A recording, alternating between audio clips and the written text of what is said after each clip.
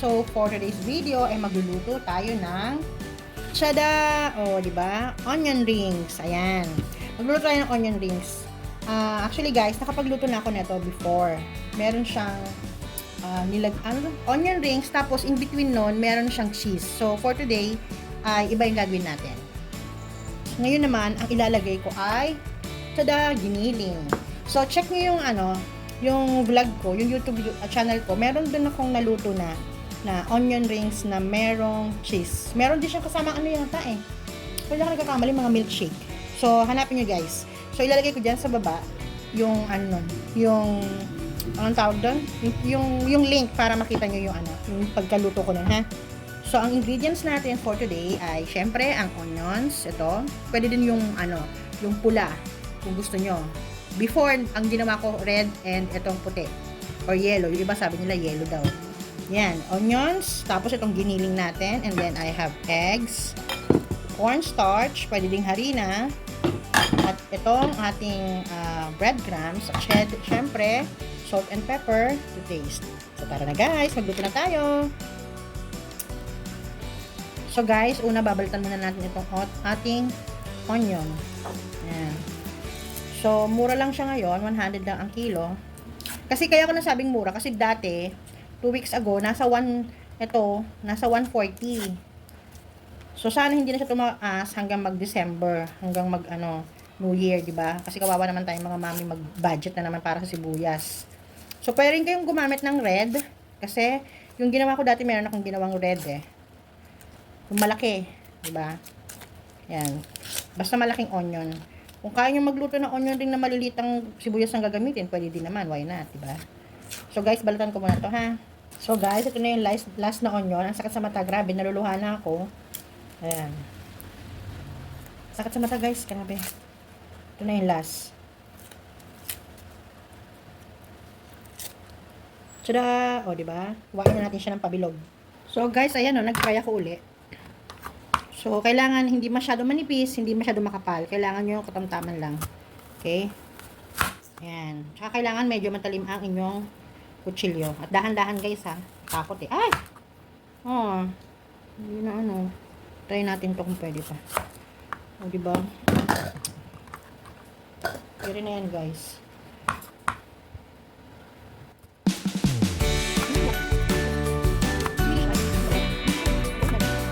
Guys, last na to. Sakit sa mata, grabe. Hindi na pantay-pantay. Bahala kayo dyan. Gawa na lang natin ang paraan mamaya. Kasi pag kinain natin yan, magpapantay-pantay din yan. Tada! O, diba? Pag-iwahiwalayin naman natin siya ngayon, guys. So, yun, guys. Pag-iwahiwalayin lang natin. Kita nyo ba? Yan. Ayan, o, diba? Saka na tayo pipili ng maganda. Pero syempre, lulutuin natin lahat yan. At kung hindi naman natin maluluto, katulad yung mga ganito, ihahalo ko ito mamaya sa ulam namin. So, ayan. May manipis, may makapal. Ang hirap kasi maghiwa, guys. Ay, kami lang kayo nakikita. Ayan. Uy! Ayan.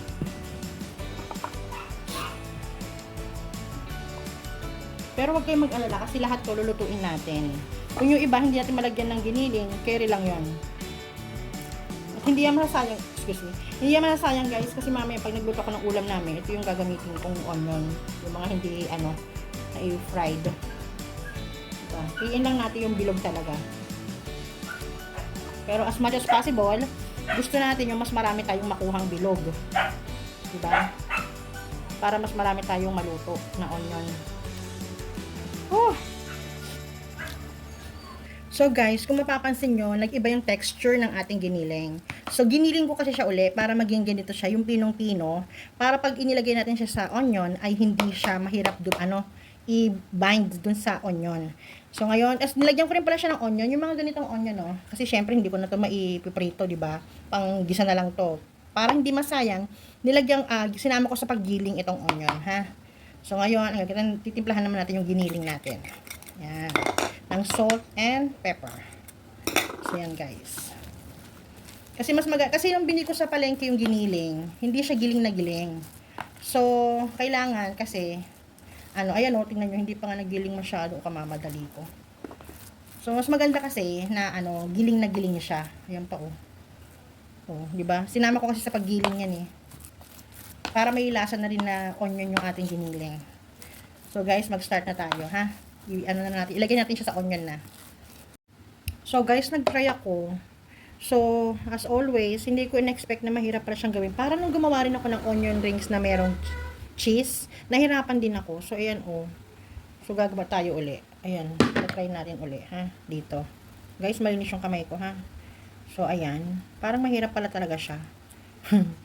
Sorry naman, alam niyo naman ambisyosa din kasi ako sa mga niluluto ko. Pag naisip ko, gusto ko i-try. Alam ko pwede talaga to eh, kasi nag-check ako sa YouTube kanina eh. Pwede naman. Kaya lang yung nakita ko ayoko, kasi yung nakita ko sa video kanina iba. Oh, ayan oh. Ganyan. Parang labo ng camera ko. O, di ba? Ayan. Oh. So matrabaho lang talaga siya, guys. Bibigyan niyo to ng oras talaga. Wait lang, ayusin yung camera, malabo. So, ayan guys. So, matrabaho kasi siya kasi hahanapan mo ng kapares yung onion. Yung alam yung pasok dun sa, ano, sa size ng onion. Diba? Guys, huwag kayo mag-alala, malinis yung kamay ko. Diba? Hindi kasi uubra pag hindi ako magkakamay. At hindi rin ko rin feel pag naka-plastic gloves. Madulas. So, ayan guys. Kita nyo ba? Mahirap talaga siya guys. Diba? Ambisyosa kasi yung ginawa ko. Alam niyo, naalala ko nung gumawa ako ng onion ring na may cheese. Ganito rin. Gusto ko ng sukuan. Oh, di ba? Ganyan. Oh. Nakakatatlo lang tayo, guys. Ito. So, hindi na pantay-pantay kung yung dami ng giniling. So, yung hindi maaabutan ng giniling, good luck. Yeah. Okay, guys. So guys, pakita ko sa inyo yung paggagawa ko ha. Nakakalala tayo 2, 4, 2, 4, 6. Nakaka-6 pa lang tayo guys. Ito oh. Ayan pala yung nagagawa ko guys. O diba? So, tsatsagain mo talaga to guys. Yung paghahanap pala ng partner ng onion rings, mahirap na eh. Matrabaho na eh. Hahanapan mo siya ng partner. Diba? Pero pag matrabaho daw kasi guys, masarap yung kalalabasan. O diba? At proven and tested ko na yon. Yung mga naluto ko na akala ko eh mahirap, yung gusto ko ng sukuan, pag yung kinalabasan pala niya masarap. Oh, di ba? Ito oh. Kasi kailangan ayan oh. Kailangan magkasya siya. So ipupush natin ganyan. Pag hindi nagkasya, babawasan natin ang giniling or igaganyan na lang natin oh. Di ba? Ayan. Okay, mag-alala guys, kasi maluluto naman yan eh. Kasi sa mahinang apoy ko lang naman siya lulutuin. Kumbaga, slow cook, kumbaga. Yan.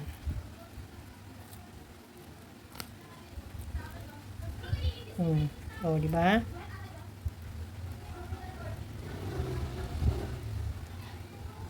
Kailangan may butas.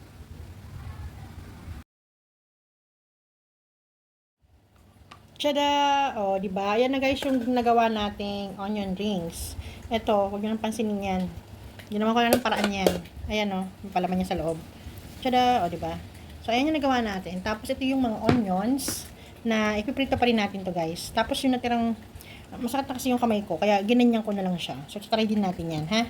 So, tara na guys. I-prepare na natin yung sausawan. So, guys, nag-try ako uli oh. Ito oh. O, di ba? Medyo dapat dahan-dahan lang yung pagsawsaw natin dito kasi pwedeng maghiwalay yung ano eh, onion. Wait lang guys. So, ganito guys oh. Ayan. Kita nyo ha?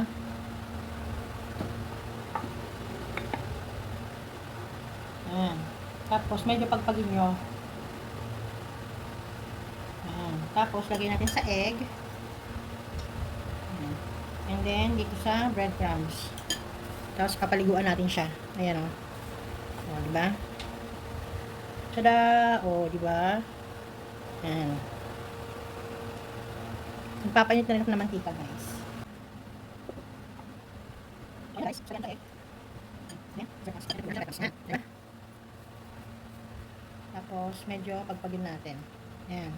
Tada! O, nakakatatlo na tayo, guys. So, guys, ito na yung ating onion ring na Natapos, so ayan, pasensya na kayo ha, kasi nagtalsikan yung mga cornstarch. So ayan guys, o di ba marami din. Actually meron pang ilang piraso, kasi ipiprito pa natin yung mga walang giniling. So tara na guys, magluto na tayo. So guys, mag-try na tayo guys kung mainit yung mantika. Try tayo ng isa muna. Tada, o ayan, pwede na guys. So dagdagan pa natin siya guys. So, okay na muna yan. Balikan natin pagluto na, ha? So, guys, check natin kung pwede na. So, ayan. Balikan na natin, guys. Gamit tayo kunwari ng chopstick. Kunwari marunong ako. Pero ang totoo, hindi, guys. Guys, alam niyo ang bango. Grabe. Diba? Hindi naman nagagamit yung chopstick. Yan, nalito na ako. Ayan, hindi ko na baliktad. So, ayan, guys. Mahina apoy lang, guys, para maluto hanggang loob, ha? Maluto yung giniling natin. Ang ganda, oh. Tingnan niyo parang donut, oh, diba?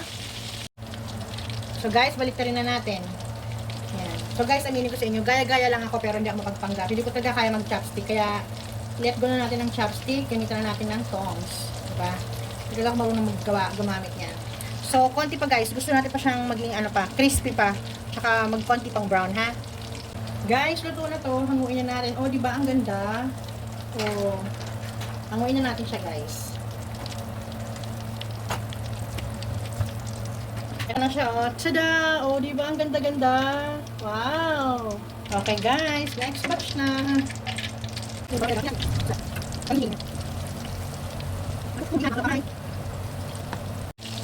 So, guys, balikan na natin. Oh, di ba? Perfect. Wow! So, pag nagluto kayo nito, guys, kailangan yung apoy ay katamtaman lang. Huwag niyong lalaksan para siguradong luto. Ha? Yung giniling. Ayan, ang bango guys, grabe. Pwede ulamin.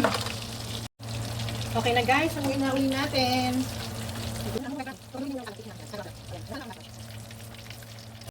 Ito na guys, oh, tada! Oh, diba? Ganda, oh. Ito na po ang version ko ng onion rings. Sana nagustuhan nyo. Thank you for watching.